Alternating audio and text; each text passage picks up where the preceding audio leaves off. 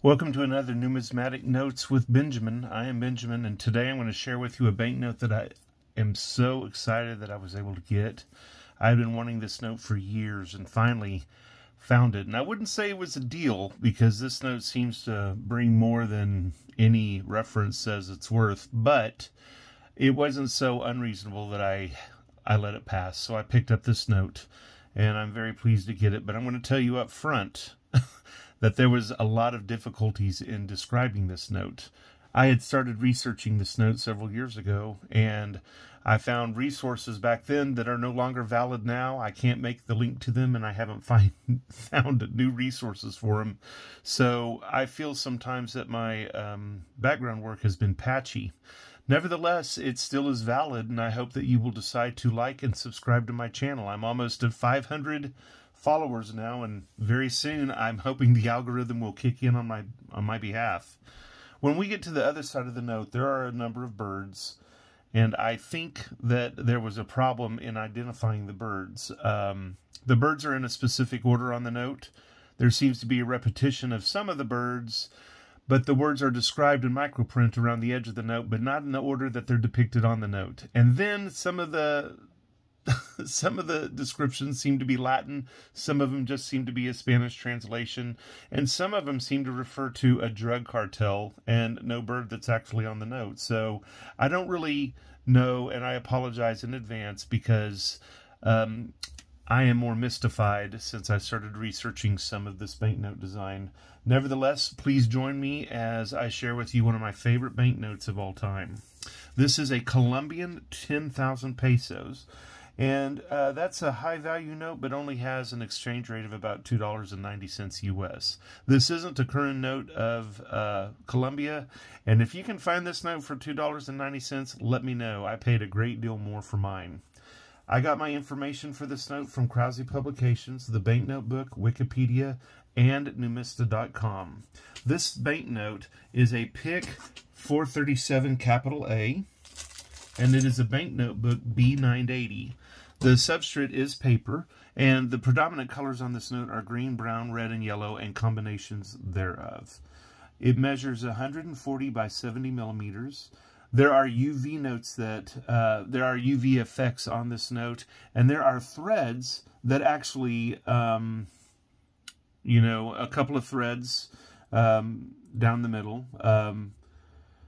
There are colored fibers in orange, green, purple, blue, and pink.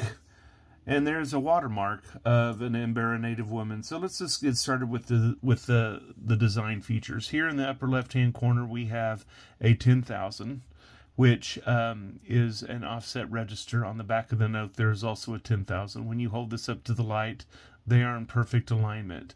Here in this area, we have that watermark of an Embera native woman, and it mirrors the design of the Embera native woman right here. The security threads that are in this paper, there's a solid security thread just to the left of center here. And then there is a second a bit to the right with BRC 10,000 written over and over. There are two color serial numbers here.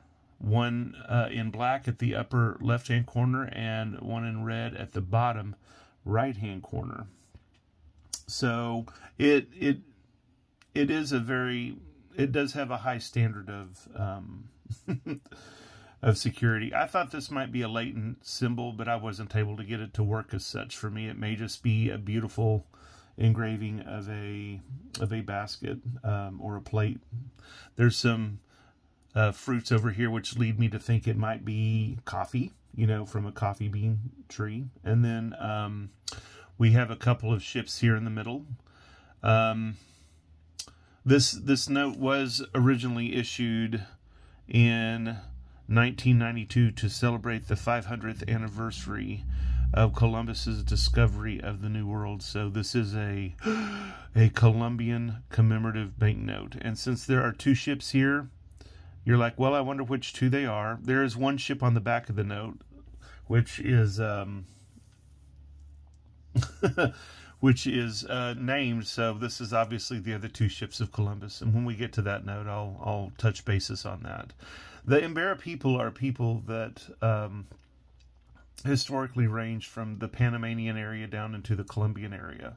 And they still have a large population in those areas. And there is, I believe, a dedicated homeland for the Embera people, a very stately people.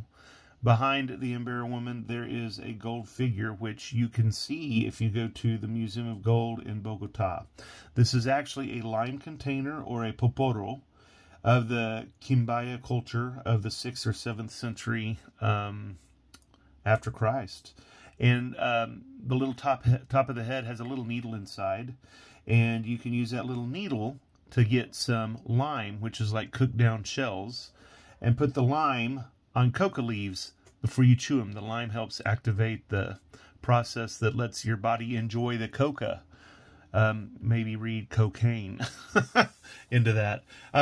Lots of beautiful designs in the background that are native in origin. It's just a fantastic note. Now let's take the time and turn it over and look at the back. And here's where I want to apologize again, because I feel like this banknote was designed by committee, and while they did an amazing job, it stresses me out, and I'll try to explain a little bit more of it to you. So here in the center part of the note, we have a map of Martin Waldseemüller, and he was the first cartographer to use the word America to name part of the New World. And he was also the first map maker to map South America as separate from Asia. So there you go. I mean, it's obviously not an accurate map, but it is it is kind of a good map for what it was from the time period it was. And then we also can see birds that one would assume would be from Colombia, but maybe more of a New World situation, since some of these birds don't necessarily live in Colombia, but maybe pass through it and such. The bank symbol here has a couple of cornucopias and what may be a pomegranate up there. I'm not exactly sure. But here in the bottom right-hand corner is the ship, the Santa Maria. This is Columbus's ship, the Santa Maria. So on the face of the note, we have the Nina and the Pinta. And so all three ships of Columbus appear on the note. And then over here, we have, I didn't translate it, but we have some thoughts by Christopher Columbus, and then his signature is right here. You can see over here to the right the 10,000, which serves as the offset register with the outlines on the previous face of the note. This note was printed inside of Colombia. The first note of 1992 was printed in Mexico, and they since took over and printed the note inside of Colombia. So here's where my problem is. You have a series of birds starting down here, going up, and then over all the way to over here. And not easy to see in this video, you have microprinting of the names of these birds, not necessarily their Latin nomenclature, but in Spanish. And then here's where the problem comes in. It seems like there's two of these flamingos. And then it seems like all these bird names on the side actually originally match out to the birds in the order they're appearing. But then somewhere around here something happens, and you have names repeated, and you have names of birds that don't exist here anywhere, including the name of the Toche, and I'm not sure I'm saying that, norteños, which every time I look it up came up with a whole huge cartel connotation, which made me nervous, but kind of fits in with the with the little statue on the front of the note of the poporo, which is the lime used to release the cocaine. So I don't know if there's a secret message there or not. I hope not.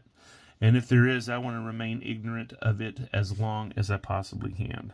Now, I did do some research, and I have the English names of these birds, and I have either the Spanish or the Latin name of these birds as well. And you would think that that would be easier to research than not, but not every one of these birds is common enough that you can find information in English. Sometimes there was only Spanish information on that kind of bird. So I'm going to leave this to all of the people who are bird experts to chime in and correct my my misassumptions. And I'm going to go through by bird, and I want to try to point out to the bird as we review what I've discovered about the birds. The first bird down here is a great flamingo, and in Spanish this is a flamenco rosado. And this bird seems to be this bird as well. So it appears twice. None of the other birds do, and that's why I think part of this was a committee where maybe they got, by the time they got halfway engraved, they realized they'd rather have the bird over here, but this one had already been engraved. So I don't know. If there is somebody from Colombia who can give me any insight, I would really appreciate your responses on it. The second bird right above this flamingo is an Andean condor, or Condor de los Andes. And this is, by weight and wingspan, one of the biggest birds in the world. It's a splendid bird, not a beautiful bird, but it truly is splendid. And then the very next bird is this itty-bitty tiny bird. You only see the head of it right here. And that is a green honey creeper, or a tomanejo. And this is a bird that's in the family of hummingbirds.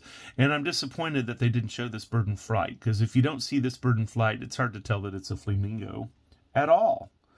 Finally, we go up here to the splendid crested bird in red, and that bird is a Andean cock of the rock, which I found as Gallito de Roca, or Gallo de Roca, or Gallo de Roca, also known as a tunky. This is a beautiful little red bird. The next bird kind of skips this one in the corner and moves right to this one, which is, you know, for most people easy to recognize as a macaw. In this place, a blue and yellow macaw, which I think has the Spanish name Guacamaya pecho amarilla, and a Latin name of Ara Ara Rana. Beautiful bird. And then hiding behind the beautiful bird is a strange-looking bird. It kind of made me think of that little character from Peanuts who had the stringy hair and was always walking around in the cloud of dust. This bird is called a Hautzen, which I think is also known in Spanish as the pava hedionda. And this bird is also known as the reptile bird, the skunk bird, the stink bird, or the canje pheasant. So lots of birds on this banknote if you want to have birds of a specific feather as a collection focus. Moving on from the Hautzen is the scarlet ibis, which is this beautiful red bird right here. This bird is prominent in the Caribbean as well, and you may recognize this bird as appearing on a number of Trinidad and Tobago banknotes. Moving from the, it's also called a Corocora Roja. And moving from that bird, we move down here to this little yellow guy, and that is a yellow-hooded blackbird, which I discovered was also called a Merlo de Cabeza Amarilla. But then, I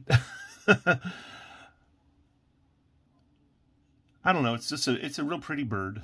Next to it is a tiny little metallic green tanager, which is called a Tangara labradorides. And forgive me my Latin and my Spanish. I grew up speaking English in Oklahoma, so this is as good as it gets. But there's our little tanager right there. The next bird is a white pelican, according to people who've described this banknote. But whenever I looked up the white pelican, I discovered that the brown pelican and the Peruvian pelican are a little bit more common in South America and thus in Colombia than this image would indicate. This image doesn't seem to be a brown or a Peruvian, and it seems to me like it's showing an American. It looks like it's closer to an American white pelican, but you know, the American white pelican does go down to Central America from time to time.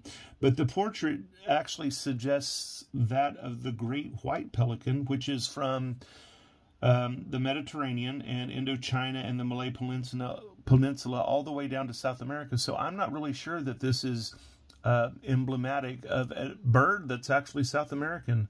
The little red tip was threw me for a loop, but the little eye patches over here seem to indicate that it is a great white pelican, which is not even one of the American kinds. Although one of the words around the note actually says, let me get this right. It actually says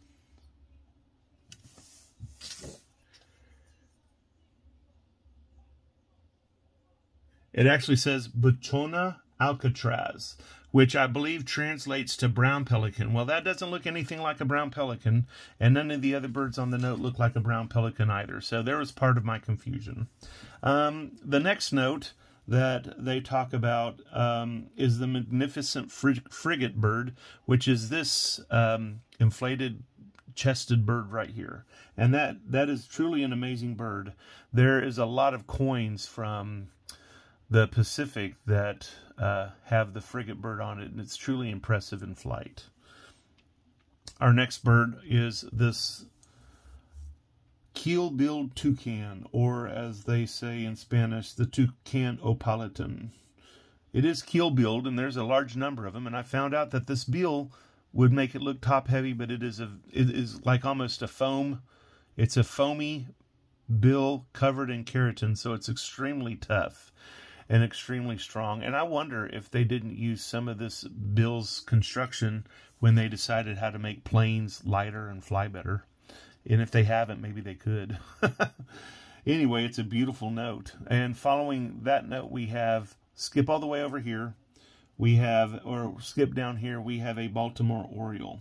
And this Baltimore Oriole is different. The Latin name is Icterus galbula, but it looks more yellow when you see it in real life than the red that you see here on the note, but that's supposed to be a Baltimore Oriole.